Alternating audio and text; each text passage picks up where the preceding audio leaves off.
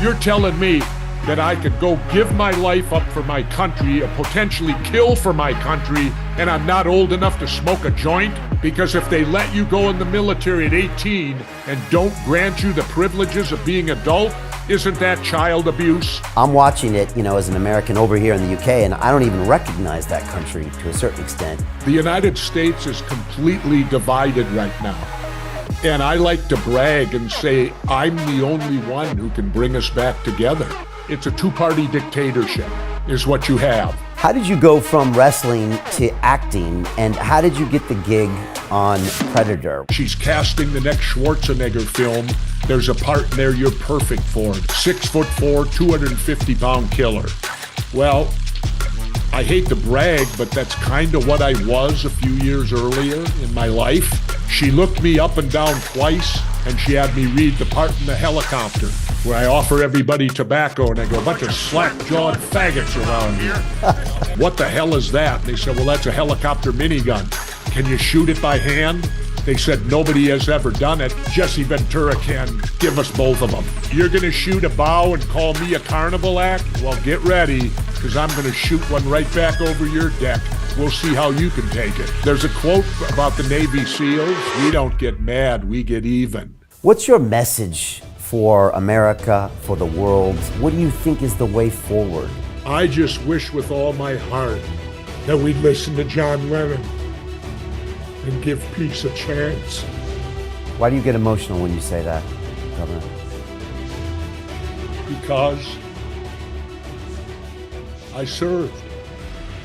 I dreamed for the day, that old cliche, when they give a war and nobody shows.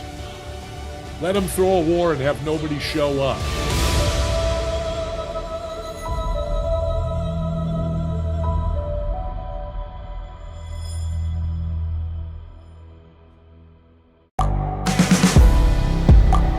The world is changing.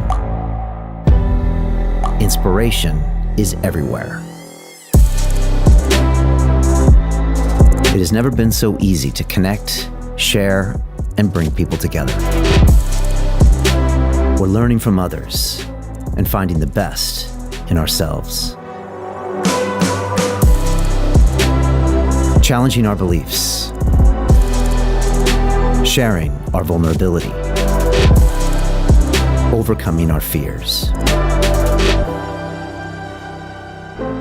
Transforming ourselves so we can transform the world. How far can we go? This is London Real. I am Brian Rose. My guest today is...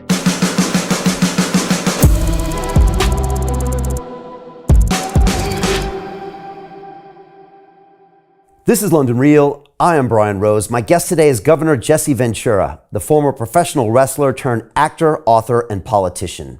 As a young man, you joined the Navy SEALs as part of Underwater Demolition Team 12 and served your country in the Vietnam War before being honorably discharged in 1975.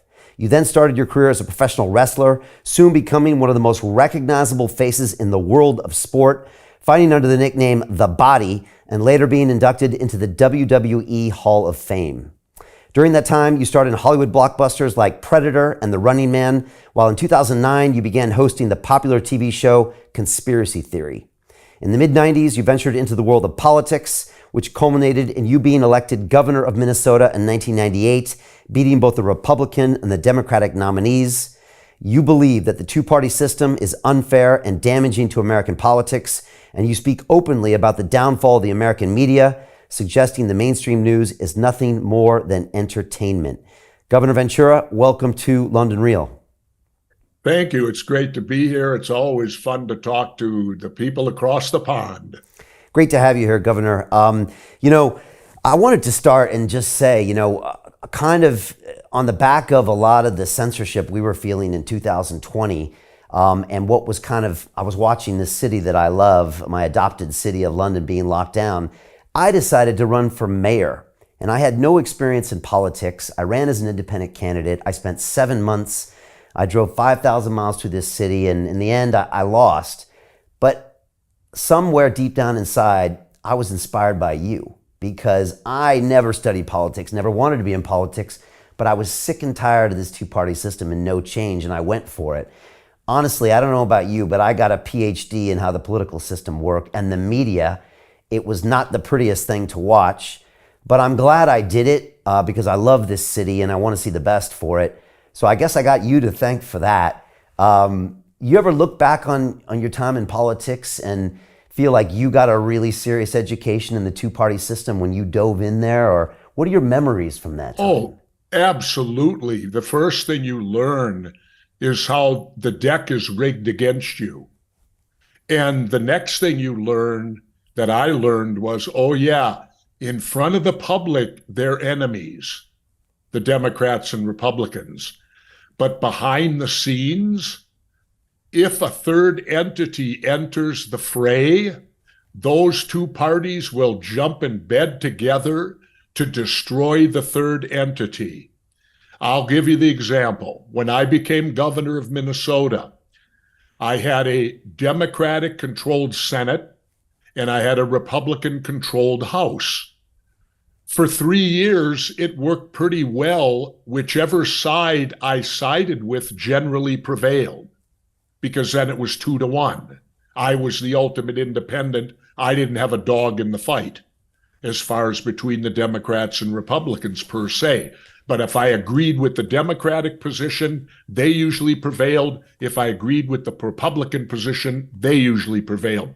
Till the third year, the election year, I was required to submit the budget as the governor, which I did. Then the Democrats and Republicans jumped in bed together, got rid of my budget, came forward with their own. Their budget was fiscally irresponsible, what they did, so I vetoed it. It went back to them again. They overrode my veto twice, which was all I could do. And then that budget was implemented. Well, they thought they were going to hang me with this horrible budget, but I fooled them. I didn't run again. So they got stuck with their budget. And the very next year, at the end of their budget, we had a $5 billion deficit because of their fiscal irresponsibility and their attempt to get me politically. Right. But I fooled them. I didn't run.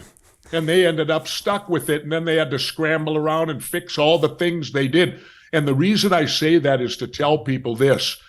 The United States is completely divided right now. And I like to brag and say, I'm the only one who can bring us back together. Because if I got elected president within 3 years, you'd see the Democrats and Republicans in bed together singing Kumbaya to oppose me.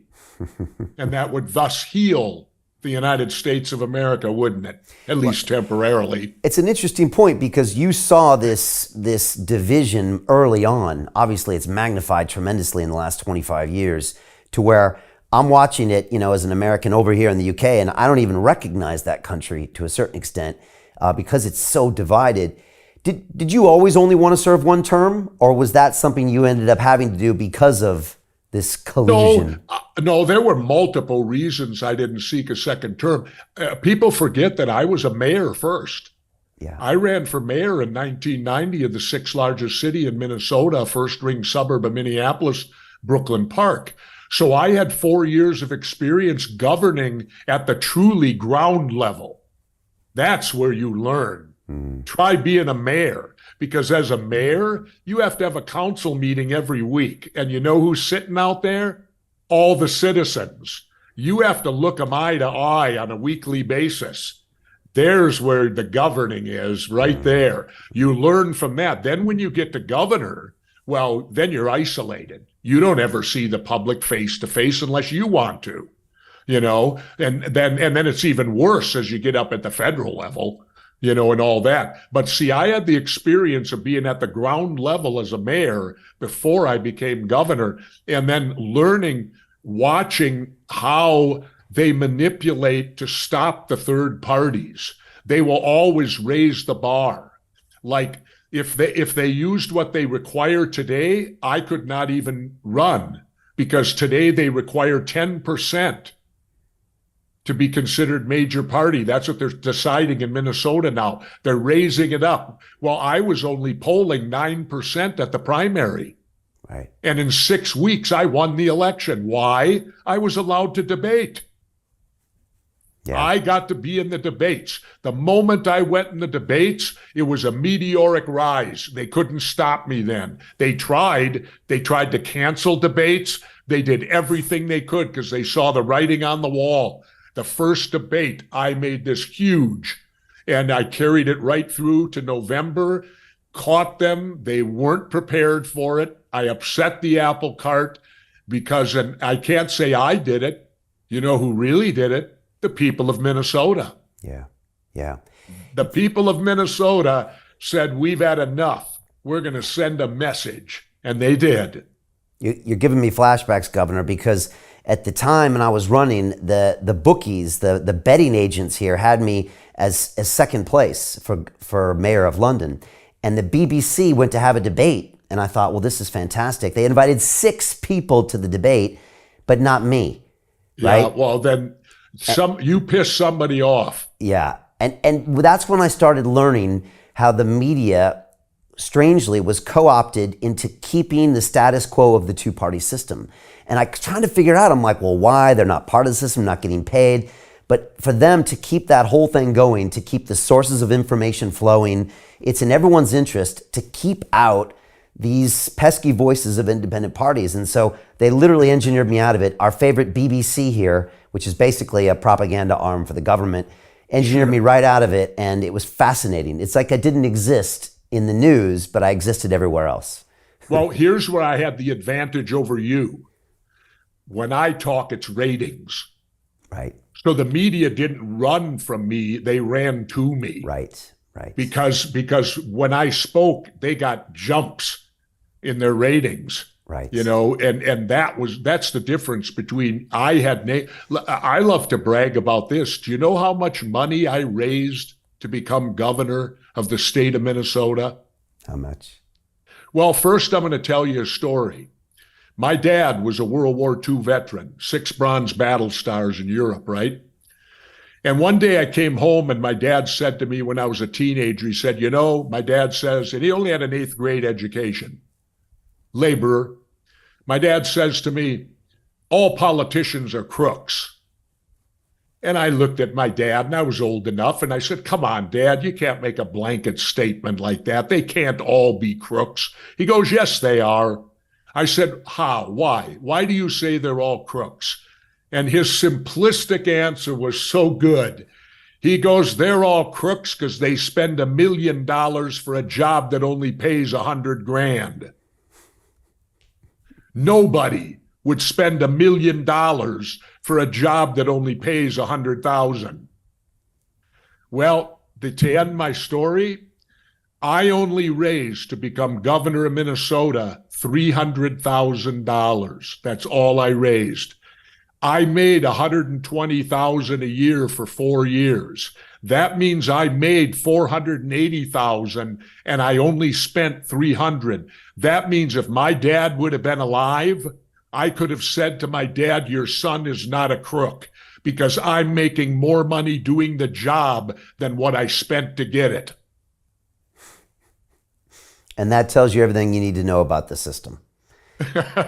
And nowadays, there's so much money involved. I mean, on that runoff election in Georgia you guys had a while back, it was like, I don't know the number, but it staggered me. It was like hundreds of millions of dollars being spent for that one seat on the runoff. Do you know why I laugh at it? Why? Because I laugh and go, if I were running, I wouldn't have to spend 1/10 of that amount of money. I wouldn't have to spend zilch. If I ran for president now, just allow me in the debates. If you allow me in the debates, if I use the old cliche against the Democrats and Republicans, if I can debate them, I can beat them. Because, see, I don't run against the opponent. I run against the two parties. I don't even say the opponent's name, usually.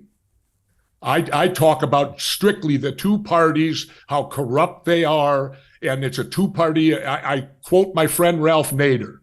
When I say it's a two-party dictatorship, is what you have. It's a two-party dictatorship. Are you going to run for president? Probably not. I dabbled with the Green Party because really all I need is ballot access. Find me people that have ballot access in all 50 states, and I'll do the rest. I tried the Green Party. It was a disaster. They don't know where they're going. They're divided in two. It would have required me to first fix the Green Party and then take on the Democrats and Republicans.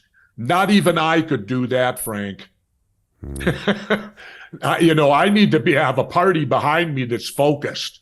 And that's what I had in Minnesota with what we were then the Independence Party of Minnesota. We later affiliated with Ross Perot's Reform Party, but then we disaffiliated with them later when we realized they weren't a true third-party movement. They were just Ross Perot. And so we went back to being the Independence Party of Minnesota. Governor, I saw you give a pretty passionate speech to, I believe it was maybe the Minnesota Assembly. I'm not sure what it was. On the day, I think that they were going to finally legalize medical marijuana, and it was powerful. No, recreational. Oh, recreational, right? They'd already done the medical. Can you talk about what you said, why that moment was really important for you to be there, and how that subject touched your life so much? Absolutely. First and foremost, it wasn't a full assembly. It was the committee, a couple of the committees I went to. And I laugh about it because I actually spent more time in the Senate and House buildings doing the marijuana stuff than I did 4 years as governor. Because when I was governor, they'd come to me. I didn't have to go over there. They'd come over to me. But no, what got me involved was this. About a decade ago, the First Lady of Minnesota, the 38th, my wife Terry, developed late-in-life epileptic seizure disorder. She was seizing 2 to 3 times a week. And these were the debilitating seizures where the person is down on the floor, you're holding their head, you're making sure that they can breathe, that their air passages aren't obstructed. You're completely helpless until the seizure does what it's going to do. And you lay there in hopes of not watching the person you love most in the world die in your arms. That's how I felt. Well, what did we do? We went to the doctors. The doctors put my wife on 4 different seizure medications through pharma, one after the other, after the other, after the other. None of them worked. They all had horrible side effects. We were desperate, and we were reading how marijuana or cannabis was helping these epileptic children who were getting seizures. So I have my home in Mexico. I have friends from Colorado at the time, which was the first state to lift the prohibition.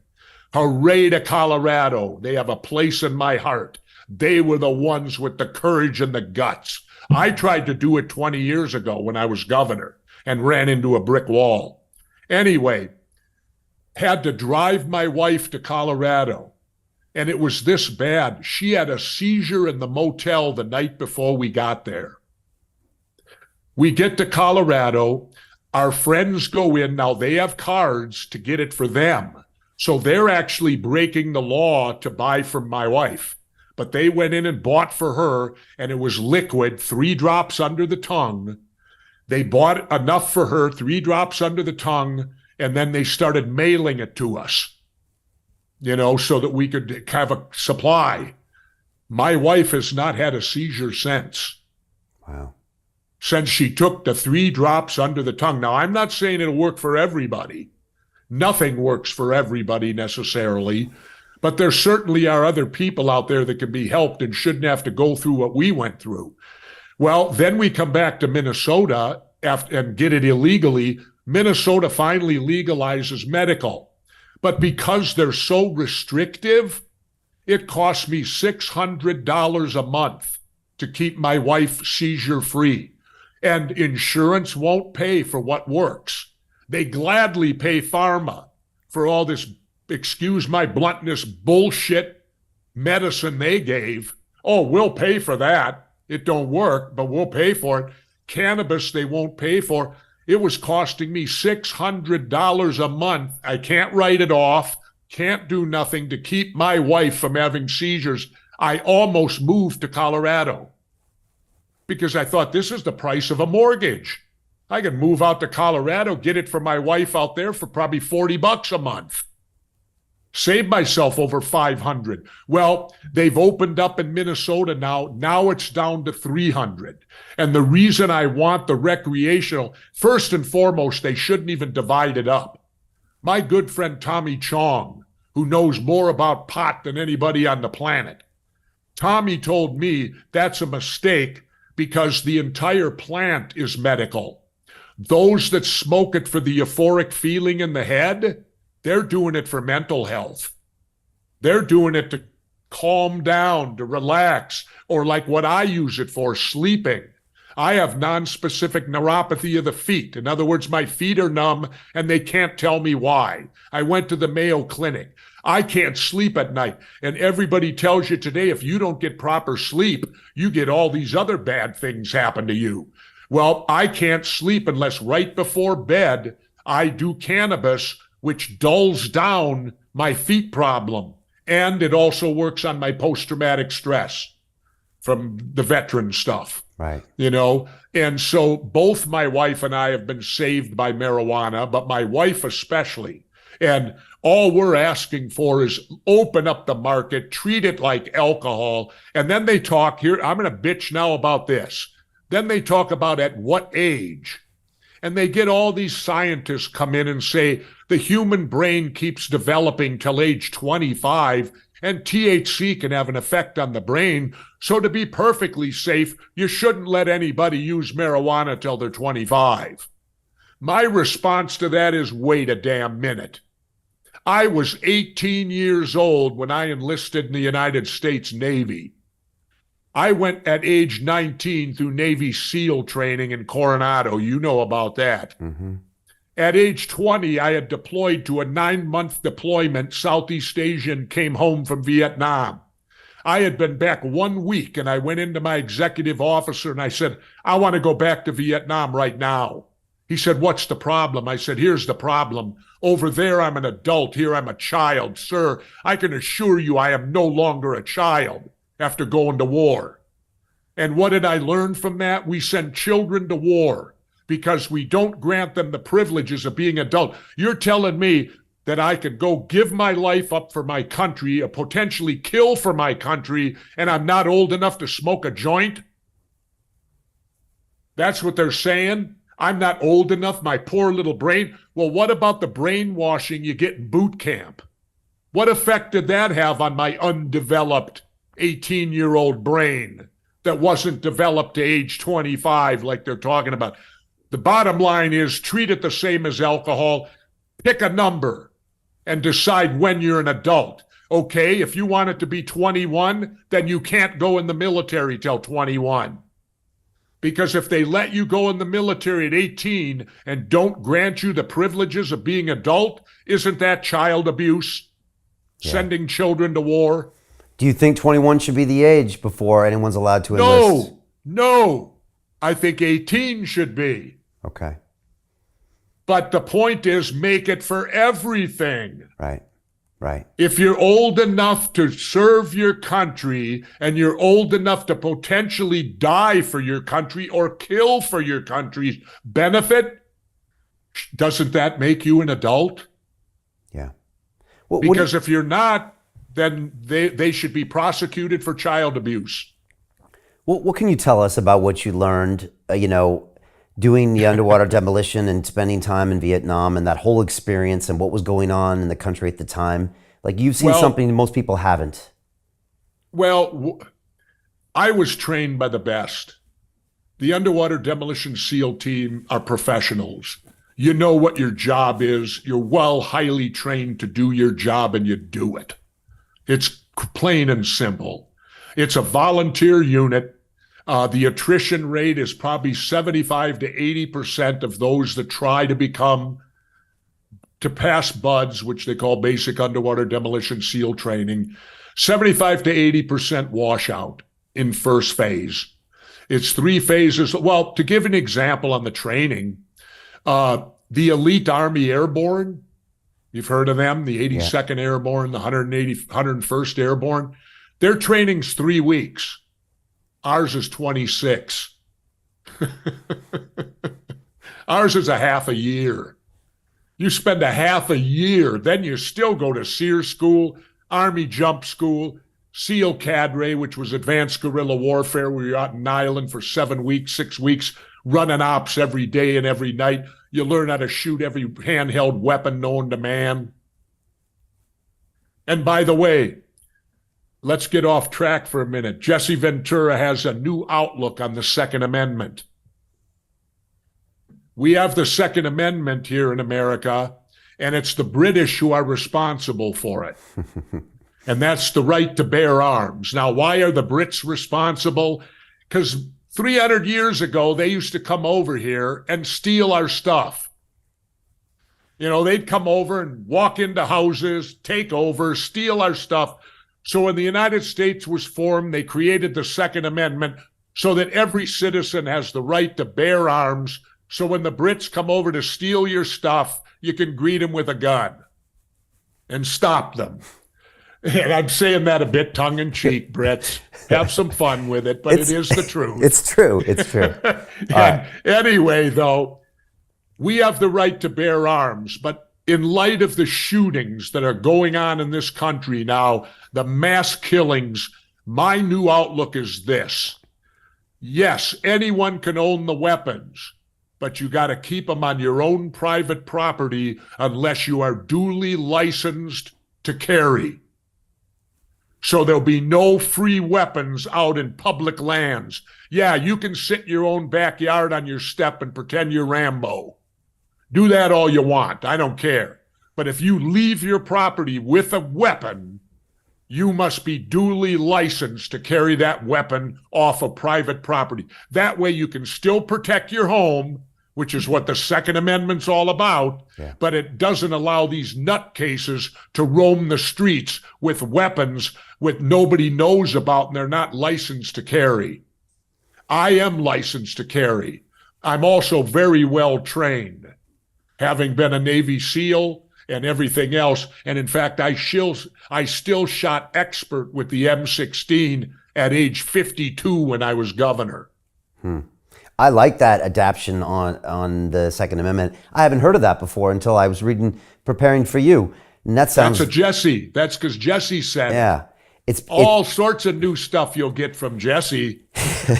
It's great stuff. And like you said, it should make everybody happy because you have your rights, but then it also keeps all the madness from happening. And sometimes people can be irresponsible sometimes. And it's like, okay, you have the right to bear arms. You can protect your home. You can do all the good stuff, but it doesn't have to be potentially hurtful. If you get caught carrying and you're not licensed, we need it to be a stiff penalty.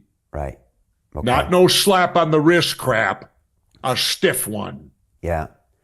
You mentioned military, and I think a lot of people, when they see you and they see your background, would be surprised when I think you were on the RT, on your show on RT, and Russia invaded Ukraine, and I think you stopped like during the episode and said, I do not support this war. And I think you surprised a lot of people. Can you talk about why you said that and how you feel about war, having even experienced it as a young man?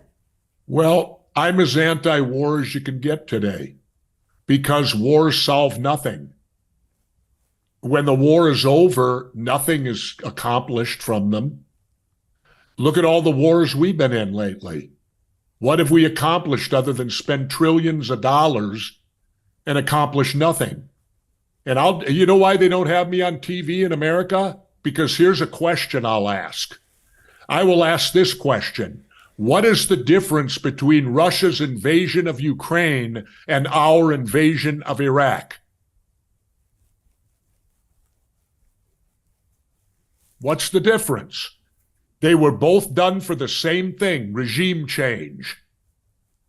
The Russians wanted to govern Ukraine. We wanted Saddam Hussein and his ilk out and establish a new government. The only difference, and then it was based upon lies. Weapons of mass destruction, ties to Al-Qaeda. There was none of that. A complete lying. And we were lied to in the Vietnam War, the Gulf of Tonkin incident. Another lie. They lied to put you in war. That's why, I'll give it to you this way too. I came home from school as a teenager. And as I said about my father, 6 Bronze Battle Stars, World War II, I walked in the house one day and told him, Dad, we got to fight in Vietnam. We got to stop the domino effect of communism. My dad looked at me, and you know what he said to me? He goes, is that what they're teaching you in school? I said, yeah. He said, that's the biggest bunch of bullshit I've ever heard. Now, here I am. I respected my teachers. I didn't have a bad experience in school. And here's my father telling me they're bullshitting me. Whoa, wait a minute here. My dad looked at me and says, we're not over there to stop communism. He said, you want to know why we're in Vietnam? I said, tell me, Dad, why are we there? He said, we're there because somebody's making big money. Well, I was fortunate. I went over and got to come back, and my dad was still alive. I got to walk up to my dad, hug him, and say, Dad, you were right. And my dad looked at me with a tear in his eye and said, well, son, sometimes I tried to save you, but you got to learn the hard way. Wow. Wow. And so I'm anti-war. There is no justification for these wars, none whatsoever. I can't figure out why we fight them. I mean, the Iraq war, that was allegedly for revenge on 9/11. I thought that's what Afghanistan was. Iraq had nothing to do with 9/11. Why were they involved? How do most Americans feel about this war in Ukraine right now? I don't know. Yeah. Most of them support it. Yeah. You mean Ukraine and I do too, because here's my position and why I came out against it, because I don't care. I know all this stuff that, NATO was pushing in on Russia, and that has Putin upset and this, that, and whatever. But there is no reason on this earth that can justify Putin invading that country and the killing that is going on there right now. There is no excuse he can give me that justifies what's happening there. You met the man. He walked across the room to shake your hand. Yes. What was he like? I can't figure out the guy I met and the guy who's there now. And by the way, I was taken off the air because of the U.S. sanctions. Russia didn't take me off. Right. It was the U.S. sanctions that caused RT to go bankrupt. They couldn't use the banks, and they couldn't do anything, so they had to declare bankruptcy, and I lost my job. Do you know that? Let me tell you this story. That's the second job I've lost because of war. You want to hear the first one? What was that? The first one is when I came out of office as governor. I was the hottest commodity out there. MSNBC, Fox, and CNN got in a bidding war for me. MSNBC won. I'm supposed to have Rachel Maddow's spot, but I don't. You want to know why? Because I was against the invasion of Iraq. They were building up my show. We're getting ready to go on the air in 2003, and we got a phone call. And the phone call went to one of my subordinates like this. Is it true Governor Ventura doesn't support the invasion of Iraq? My subordinate said, no, he's vehemently opposed. He's a Vietnam veteran. He said, this is Vietnam all over again. No way should we be going into Iraq. Second question, does Connecticut know about this? Well, you had to do your homework. MSNBC at the time was owned, the MS stood for Microsoft, and NBC was owned by General Electric, who's a massive war contractor. They stood to make unbelievably big money with the Iraq war. Then they got to question number 3, the big one. They said, is there any chance he changed his mind? And my subordinate said, I don't think so. He said, I've seen the governor change his mind, but only when he was ignorant on something and he became read up on it, became more intelligent, he may take a different viewpoint then. But this is war. It has nothing to do with being a governor. He's a veteran. He's opposed. No, he ain't going to change his mind. Well, guess what happened? I wasn't allowed on the air, and they paid me all 3 years, but I couldn't do any cable shows, and I couldn't do any news shows because I was under contract. They stifled me. And they also did it. They had just brought back Phil Donahue from daytime. Phil was their highest rated show. Phil likewise opposed the invasion of Iraq. They pulled Phil. Have you ever heard of a network pulling their highest rated show? No. Never. No. Wow. That's what went on. That's why I want you Brits to know that, and I want Americans to know what went on prior to the Iraq War. There was nobody here allowed on TV to speak out against it. And they made sure of it. And this is kind of pre-internet, so it was hard to get messages out in any other way, right? I mean, back then it was the television channels and the newspapers, and otherwise it might as well not have happened, right? Well, this was 2003. Yeah. This was 2003. So yeah, not that much exposure, no YouTube at that point or anything. Wars are good at getting presidents reelected, if you look at it, and at making a lot of money with military-industrial complex. And they traditionally do that very well. So it's no surprise that Biden pops up in Ukraine and is doing all that because it will help him get reelected, and it's making a lot of money from arms dealers in America, right? That's what it's doing. Oh. And unfortunately, there's a terrible human toll. I mean, it's not far from here, Governor, to see those people. And it's not far from Europe. You know, it's Europe. And yet these atrocities are happening. It's hard to believe it's happening sometimes right here. Yeah, and for what? Yeah, exactly. For what in the end? Yeah. What, if Russia wins, they get to keep Ukraine? What'll be there? It reminds me of the great Gahan Wilson comic that I remember from Playboy magazine. You remember Gahan Wilson? I don't. He wrote, well, he was a comic writer, and he wrote all these morbid comics. And he did a full page one where this guy's standing there. It's nothing but rubble all around him in a war zone. Everything is gone. It's nothing but rubble. He's standing there, ripped clothes, all this. And the caption, I'll remember it because I saw it as a teenager. The caption on the comic goes, "I think we won." And the point is, what did you win? There's nothing there. I think we won. Yeah, yeah.